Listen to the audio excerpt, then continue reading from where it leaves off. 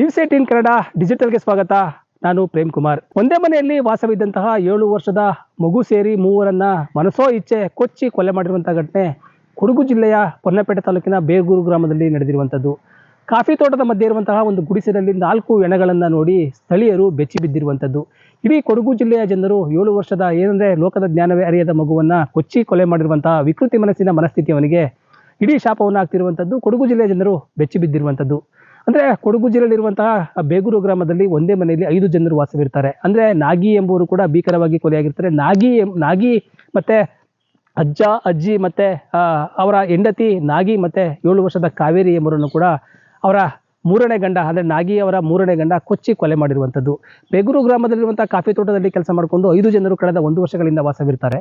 ತದನಂತರವಾಗಿ ಅಲ್ಲಿಂದ ಕಾಫಿ ಅಂದರೆ ಅವರ ಅಳಿಯ ಅಂದರೆ ಮನೇಲಿದ್ದಂಥ ಅಳಿಯ ಅವರು 5 ಜನರು ಕೂಡ ವಾಸವಾಗಿದ್ದರೆ ನೆಮ್ಮದಿಯಾಗಿ ಜೀವನ ಮಾಡ್ಬೋದಿತ್ತು. ಆದರೆ ಅಳಿಯ ಹಣದ ಆಸೆಗೆ ಮತ್ತು ಹೆಂಡತಿಯ ಶೀಲವನ್ನು ಶಂಕಿಸಿ ಅನೈತಿಕ ಸಂಬಂಧ ಹೊಂದಿರ್ತಾನೆ ಎಂಬುದನ್ನು ಕೂಡ ಅನುಮಾನ ಪಟ್ಟು ಹೆಂಡತಿ ನಾಗಿ ಎಂಬುವರನ್ನು ಕೂಡ ಮನಸೋ ಇಚ್ಛೆ ಕೊಚ್ಚಿ ಕೊಲೆ ಮಾಡಿದ್ದಾನೆ. ಅಲ್ಲದೆ ಲೋಕದ ಜ್ಞಾನವೇ ಅರಿಯದ 2ನೇ ಗಂಡನ ನಾಗಿಯ 2ನೇ ಗಂಡನ ಮಗುವಾದಂತಹ ಹೆಣ್ಣು ಮಗುವನ್ನು ಕೊಚ್ಚಿ ಕೊಲೆ ಮಾಡಿರುವಂಥದ್ದು ವಿಕೃತ ಮನಸ್ಸಿನ ಮನಸ್ಥಿತಿಯವರಿಗೆ ಕಠಿಣ ಶಿಕ್ಷೆ ಆಗಬೇಕು ಎಂಬುದನ್ನು ಕೂಡ ಸ್ಥಳೀಯರು ಆಗ್ರಹ ಪಡಿಸ್ತಾ ಇದ್ದಾರೆ. ಅಲ್ಲಿನ ಅಂದರೆ 4 ಜನರ ಹೆಣವಾಗಿ ಅಂದರೆ ಕಾಫಿ ತೋಟದ ಮಧ್ಯೆ ಇರುವಂತಹ ಒಂದು ಹಚ್ಚ ಹಸಿರಿನ ಪ್ರಕೃತಿ ಸೌಂದರ್ಯದ ಮಧ್ಯೆ ಇರುವಂತಹ ಕಾಫಿ ತೋಟದಲ್ಲಿ ರಕ್ತದ ಮಡುವಿನಲ್ಲಿ ಬಿದ್ದಿದ್ದಂತಹ 4 ಜನರನ್ನು ನೋಡಿ ಸ್ಥಳೀಯರು ಅವರ ಕುಟುಂಬಸ್ಥರು ಆಕ್ರಂದನ ಮುಗಿಲು ಮುಟ್ಟಿರುವಂಥದ್ದು.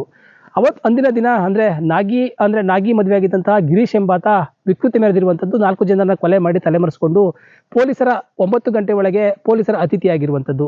ಅಂದರೆ ಅವರ ರಾತ್ರಿ ಸಮಯದಲ್ಲಿ ಗಂಡ ಹೆಂಡತಿಯ ನಡುವೆ ಗಲಾಟೆಯಾದಂಥ ಸಂದರ್ಭದಲ್ಲಿ ಕೂಡ ಹೆಂಡತಿಗೆ ಮುಂಜಾನೆ ಹೊತ್ತಿನಲ್ಲಿ ಮನಸೋ ಇಚ್ಛೆ ಮಚ್ಚಿನಿಂದ ಕೊಚ್ಚಿ ಕೊಲೆ ಮಾಡ್ತಾನೆ. ನಂತರವಾಗಿ ನಾಗಿಯವರ ಅಪ್ಪ ಅಮ್ಮನಾದಂತಹ ಅವರು ಕೂಡ ಮನೆಯಲ್ಲಿ ಇರ್ತಾರೆ. ಗಲಾಟೆಯನ್ನು ಬಿಡಿಸ್ಕೊಳ್ಳೋದಕ್ಕೆ ಬಂದಂಥ ಸಂದರ್ಭದಲ್ಲಿ ಅವರಿಗೂ ಕೂಡ ಮಚ್ಚಿ ಬೀಸಿ ಮನಸೋ ಇಚ್ಛೆ ಬಂದು ಕೊಚ್ಚಿ ಕೊಲೆ ಮಾಡ್ತಾನೆ. ಆದರೆ ಲೋಕದ ಜ್ಞಾನವೇ ಅರಿಯದ ಮಗುವನ್ನು ಮಲಗಿದಂಥ ಸಂದರ್ಭದಲ್ಲೂ ಕೂಡ ಆ ಮಗುವನ್ನು ಕೊಚ್ಚಿ ಕೊಲೆ ಮಾಡಿರುವಂಥ ವಿಕೃತಿ ಮನಸ್ಸಿನ ಗಿರೀಶ್ ಎಂಬುವರು ಕೂಡ ಕೊಲೆ ಮಾಡಿ ಬೆಳಗಿನ ಜಾವ ಎದ್ದು ಕೇರಳದಲ್ಲಿ ತಲೆಮರೆಸ್ಕೊಂಡಿರ್ತಾರೆ, ತಮಿಳುನಾಡಲ್ಲಿ ತಲೆಮರೆಸ್ಕೊಂಡಿರ್ತಾರೆ. ತಮಿಳುನಾಡಿಗೆ ಕೂಡ ಜಿಲ್ಲೆಯ ವರಿಷ್ಠಾಧಿಕಾರಿಗಳ ನೇತೃತ್ವದಿಂದ ಅಲ್ಲಿಗೆ ಭೇಟಿ ನೀಡಿ ಅಲ್ಲಿನ ಸ್ಥಳೀಯರ ಪೊಲೀಸ್ ಠಾಣೆಯ ಒಂದು ನೆರವನ್ನು ಪಡೆದು ಗಿರೀಶ್ ಎಂಬುವನನ್ನು ಕೂಡ ಬಂಧನ ಮಾಡಿರುವಂಥದ್ದು. ಬೇಗೂರು ಗ್ರಾಮದಲ್ಲಿ ಕಾಫಿ ತೋಟದಲ್ಲಿ 4 ಜನರು ಕೆಲಸ ಮಾಡ್ಕೊಂಡಿರ್ತಾರೆ. ನಾಗಿ ಎಂಬುವರಿಗೆ ಮೊದಲು ಕೂಡ 2 ಮದುವೆ ಆಗಿರುತ್ತೆ. ಅಂದರೆ ಮೊದಲನೇ ಮದುವೆ ಆದಂಥ ಸಂದರ್ಭದಲ್ಲಿ ನಾಗಿ ಮೊದಲನೇ ಗಂಡನನ್ನು ಬಿಟ್ಟು 2ನೇ ಗಂಡನನ್ನು ಮದುವೆ ಆಗಿರ್ತಾರೆ. ನಂತರವಾಗಿ 2ನೇ ಗಂಡನಿಗೆ ಒಂದು 6 ವರ್ಷದ ಒಂದು ಮಗು ಆಗುತ್ತೆ. ಅಲ್ಲಿಂದ ಆ ಗಂಡನನ್ನು ಕೂಡ ಬಿಟ್ಟು ತಮಿಳುನಾಡಿನ ಮೂಲದಂತಾಗಿರುವಂತಹ ಗಿರೀಶ್ ಎಂಬುವನನ್ನು ಕೂಡ ವಿವಾಹವಾಗ್ತಾರೆ. ಅದು ನಾಗಿ ಎಂಬುವರಿಗೆ 3ನೇ ವಿವಾಹ. ಗಿರೀಶ್ ಎಂಬುವನಿಗೂ ಕೂಡ ತಮಿಳುನಾಡಿನಲ್ಲಿ ಮೊದಲನೇ ಹೆಂಡತಿ ಇರ್ತಾಳೆ. ಆ ಮೊದಲನೇ ಹೆಂಡತಿಗೆ ಕೂಡ 3 ಜನ ಮಕ್ಕಳಿರ್ತಾರೆ. ಆ 3 ಜನ ಮಕ್ಕಳಲ್ಲಿ 3 ಜನ ಮಕ್ಕಳಿದ್ರು ಕೂಡ ಈತ ಗಿರೀಶ್ ಎಂಬಾತ ಈ ನಾಗಿ ಎಂಬುವರನ್ನು ಕೂಡ ವಿವಾಹವಾಗ್ತಾನೆ. ಅಂದರೆ ನಾಗಿ ಎಂಬುವರ ಅಪ್ಪ ಅಮ್ಮನಿಗೆ 1 ಎಕರೆ ಕಾಫಿ ತೋಟ ಇರುತ್ತೆ. ಮತ್ತೆ ಆ ಕಾಫಿ ತೋಟದಲ್ಲಿ ಆದಾಯ ಬರ್ತಾ ಇರುತ್ತೆ. ಆದಾಯವನ್ನ ಕೂಡ ನಂಬ್ಕೊಂಡು ಕೂಡ ಈ ಎಲ್ಲರೂ ಕೂಡ ಜೀವನ ಮಾಡ್ತಿರ್ತಾರೆ. ಅಂತಹ ಸಂದರ್ಭದಲ್ಲಿ ರಾತ್ರೋರಾತ್ರಿ ಅಂದರೆ 2ನೇ ಗಂಡ ನಾಗಿಯವರ 2ನೇ ಗಂಡನ ಮೇಲೆ ಒಂದು ಅನೈತಿಕ ಸಂಬಂಧ ಕೂಡ ಇನ್ನೂ ಇಟ್ಕೊಂಡಿದ್ದಾರೆ ಎಂಬುದನ್ನು ಕೂಡ ಶಂಕಿಸಿ ಆಗಾಗ ಗಲಾಟೆ ನಡೀತಾ ಇರುತ್ತೆ. ಅಂತಹ ಸಂದರ್ಭದಲ್ಲಿ ನಾಗಿ ತಡರಾತ್ರಿ ಕೂಡ ಇಬ್ಬರ ನಡುವೆ ಗಲಾಟೆ ಆಗುತ್ತೆ. ಗಲಾಟೆಯಾದಂಥ ಸಂದರ್ಭದಲ್ಲಿ ಮನೆಯಲ್ಲಿ 10 ಚೀಲ ಕಾಫಿ ಇರುತ್ತೆ, ಅದನ್ನು ಮಾರಿ ದುಡ್ಡು ಕೊಡು ಎಂಬುದನ್ನು ಕೂಡ ಅವರ ಹೆಂಡತಿಗೆ ಗಲಾಟೆ ಮಾಡ್ತಿರ್ತಾನೆ. ಅಂಥ ಸಂದರ್ಭದಲ್ಲಿ ಕೂಡ ಇಬ್ಬರ ನಡುವೆ ಗಲಾಟೆ ಕೋಪ ಅತಿರೇಕಕ್ಕೆ ಹೋಗುತ್ತೆ. ಅಲ್ಲಿ ಮನೆಯಲ್ಲಿ ಇದ್ದಂಥ ಮಚ್ಚನ್ನು ತೆಗೆದುಕೊಂಡು ಹೆಂಡತಿಗೆ ಮೊದಲು ಮನಸೋ ಇಚ್ಛೆ ಮುಖಕ್ಕೆ ಹಲವಾರು ಬಾರಿ ಕೊಚ್ಚಿ ಹೆಂಡತಿಯನ್ನು ಕೊಲೆ ಮಾಡ್ತಾರೆ. ಪಕ್ಕದಲ್ಲಿ ಇದ್ದಂತಹ ಅಪ್ಪ ಅಮ್ಮ ವಯಸ್ಸಾದಂತಹ ಅಪ್ಪ ಅಮ್ಮ ಆ ಕೊಲೆಯನ್ನು ಬಿಡಿಸೋದಕ್ಕೆ ಬರ್ತಾರೆ. ಅಂಥವ್ರನ್ನು ಕೂಡ ಗಿರೀಶ್ ಅವರನ್ನು ಕೂಡ ಕೊಚ್ಚಿ ಕೊಲೆ ಮಾಡ್ತಾನೆ. ಅಲ್ಲದೆ ಮಲಗಿದ್ದಂತಹ ಮಗುವನ್ನು ಕೂಡ ಕೊಚ್ಚಿ ಕೊಲೆ ಮಾಡಿ ವಿಕೃತಿಯನ್ನು ಮೆರೆದಿರುವಂಥದ್ದು ಈ ಗಿರೀಶ್. ಅಂದರೆ ಅವರು 2ನೇ ಗಂಡನ ಮಗುವಾಗಿದ್ದಂತಹ ನಾಗಿಗೆ 2ನೇ ಗಂಡನ ಮಗುವಾಗಿದ್ದಂತಹ ಕಾವೇರಿ ಅಂದರೆ ರಕ್ತ ಮಿಡಿನಲ್ಲಿ ಬಿದ್ದು ಸಾವನ್ನಪ್ತಾರೆ. ಅಂಥ ಸಂದರ್ಭದಲ್ಲಿ ಕೂಡ ಗಿರೀಶ್ ಮುಂಜಾನೆ ಎದ್ದು ಅಲ್ಲಿಂದ ಅವರ ಹುಟ್ಟೂರಾದಂತಹ ತಮಿಳುನಾಡಿಗೆ ಪರಾರಿ ಆಗ್ತಾನೆ. ಅಲ್ಲಿ ತಲೆಮರೆಸ್ಕೊಂಡಿರ್ತಾನೆ.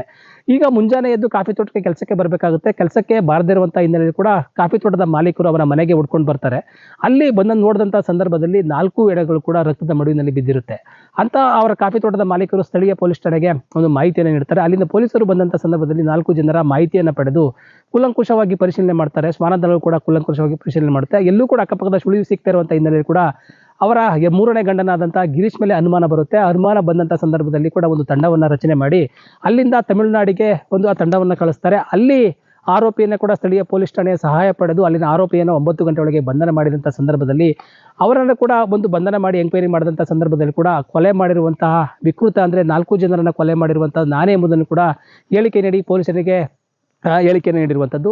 ಅಲ್ಲಿಂದ ಸ್ಥಳ ಮಹಾಜರು ಮಾಡಿದಂಥ ಸಂದರ್ಭದಲ್ಲಿ ಕೂಡ ಸ್ಥಳೀಯರೆಲ್ಲರೂ ಕೂಡ ಅವರ ಮೇಲೆ ಆಕ್ರೋಶ ಭರಿತರಾಗಿ ಒಂದು ಇಡೀ ಶಾಪವನ್ನು ಹಾಕಿದ್ರು. ಅಂದರೆ ಏನು ಲೋಕದ ಜ್ಞಾನವೇ ಅರಿಯದ ಪುಟ್ಟ ಕಂದಮ್ಮನನ್ನು ಕೊಂದು ಕೊಲೆ ಮಾಡಿದ್ದಾನೆ.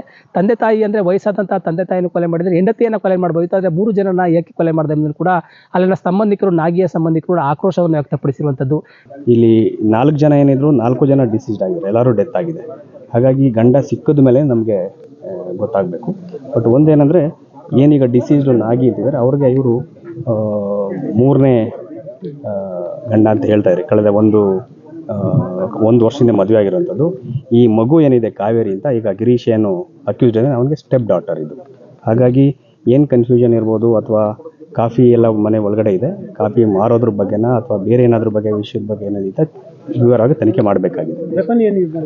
ವೆಪನ್ನು ಮೇಲ್ನೋಟಕ್ಕೆ ಒಂದು ಹರಿತವಾದ ವೆಪನ್ನು ಮಚ್ ಥರ ಇರ್ಬೋದು ಅಂತ ಮೇಲ್ನೋಟಕ್ಕೆ ಕಾಣಿಸ್ತಾ ಇದೆ. ಅದನ್ನು ನಮ್ಮ FSL ಅವರು ಮತ್ತು ಪೋಸ್ಟ್ ಮಾರ್ಟಮಲ್ಲಿ ನಮಗೆ ಗೊತ್ತಾಗ್ತದೆ ಅದ್ರ ಬಗ್ಗೆ ಏನು ವೆಪನ್ ಇರ್ಬೋದು ಅಂತ. ಕಾಫಿ ಒಂದು ಸುಮಾರು 10 ಚೀಲ ಕಾಫಿ ಇದೆ. ಆರೋಪಿ ನೋಡ್ಬೇಕು, ಯಾಕೆಂದರೆ ಅದು ಪಾಸಿಬಲ್ ಇರ್ಬೋದು. ಒಂದು ಟೀಮ್ ಕೇರಳಗೂ ಹೋಗಿದ್ದಾರೆ, ಬಟ್ ಇಲ್ಲಿ ಒಂದು ಟೀಮು ಚೆಕ್ ಮಾಡ್ತಾ ಇದ್ದಾರೆ. ಕೇರಳಗೂ ಒಂದು ಟೀಮ್ ಆಲ್ರೆಡಿ ಹೋಗಿದೆ. ಆದಷ್ಟು ಬೇಗ ಪತ್ತೆ ಮಾಡಲಿಕ್ಕೆಲ್ಲ ಕ್ರಮವನ್ನು ಕೈಗೊಳ್ಳಿ. ಇಲ್ಲೇ ಇದ್ದಿದ್ದು ಇಷ್ಟು ವರ್ಷ. ಮತ್ತೆ ಅಜ್ಜಿ ಇಲ್ಲಿ ಎಲ್ಲೋ ಪಕ್ಕದ ಊರೇ.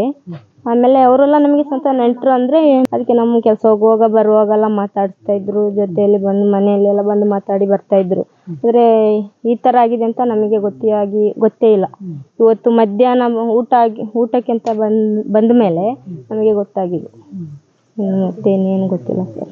ಏನೇ ಆದರೂ ಕೂಡ ಕಾಫಿ ತೋಟದಲ್ಲಿ ಒಟ್ಟಿಗೆ, ಅಂದರೆ ಹಚ್ಚ ಹಸಿರಿನ ಕಾಫಿ ತೋಟದ ನಡುವೆ ಅವರು ನೆಮ್ಮದಿಯಾಗಿ ಜೀವನ ಮಾಡ್ಕೊಂಡಿದ್ರು. ಆದರೆ ಹಣದ ಆಶೆಯಿಂದ ಮತ್ತು ಅನೈತಿಕ ಸಂಬಂಧ ಇಟ್ಕೊಂಡಿದ್ದಂಥ ನಾಗಿಯನ್ನು ಕೂಡ ಕೊಲೆ ಮಾಡಿ ತಾನೂ ಕೂಡ ಮಾಡಿದುಂಡ ಮಾರಾಯ ಅಂತೇಳಿ ಅವನು ಕೂಡ ಜೈಲಿನಲ್ಲಿ ಈಗ ಮುದ್ದೆ ಮುರಿಯುತ್ತಿದ್ದಾನೆ. ಕಾಫಿ ತೋಟದ ನಡುವೆ ಇದ್ದಂಥ ಸಂದರ್ಭದಲ್ಲಿ ಕೂಡ ನೆಮ್ಮದಿಯಾಗಿ ಜೀವನ ಮಾಡ್ಬೋದಿತ್ತು. ಈಗ ಹಣದ ಆಸೆಯಿಂದ ಮತ್ತು ಅನೈತಿಕ ಚಟುವಟಿಕೆಗಳಿಂದನೂ ಕೂಡ ಅವರ 4 ಜನರ ಪ್ರಾಣ ಹೋಗಿದ್ದರ ಜೊತೆಗೆ ಇವನು ಕೂಡ ನೆಮ್ಮದಿಯಾಗಿರೋದಕ್ಕೆ ಸಾಧ್ಯ ಆಗ್ತಾ ಇಲ್ಲ. ಇಡೀ ಕೊಡಗು ಜಿಲ್ಲೆಯಾದ್ಯಂತ 4 ಜನರು ಮತ್ತು ಏನೂ ಅರಿಯದ ಮುಗ್ಧ ಕಂದಮ್ಮನನ್ನು ಕೊಚ್ಚಿ ಕೊಲೆ ಮಾಡಿರುವಂಥ ಘಟನೆ ಇಡೀ ಕೊಡಗು ಜಿಲ್ಲೆಯನ್ನು ಬೆಚ್ಚಿ ಬೀಳಿಸಿರುವಂಥದ್ದು. ಇದರಾಗಿ ಕೂಡ ಅವನಿಗೆ ತಕ್ಕ ಶಿಕ್ಷೆ ಆಗಬೇಕು ಮತ್ತು ಅವನಿಗೆ ಮರಣದಂಡನೆ ಆಗಬೇಕು ಅಂತ ಕೂಡ ಸ್ಥಳೀಯರು ಆಕ್ರೋಶವನ್ನು ವ್ಯಕ್ತಪಡಿಸಿರುವಂಥದ್ದು. 4 ಜನರ ಹೆಣವನ್ನು ಹೊರಗೆ ತಂದಂಥ ಸಂದರ್ಭದಲ್ಲಿ ಅವರ ಸಂಬಂಧಿಕರ ಮತ್ತು ಕುಟುಂಬಸ್ಥರ ಒಂದು ಆಕ್ರಂದನ ಮುಗಿಲು ಮುಟ್ಟಿತ್ತು. ಆ ಪುಟ್ಟ ಕಂದಮ್ಮನವನ್ನು ನೋಡಿ ಹಲವಾರು ಜನರು ಕೂಡ ಕಂಬನಿಯನ್ನು ಮೆರೆದ್ರು.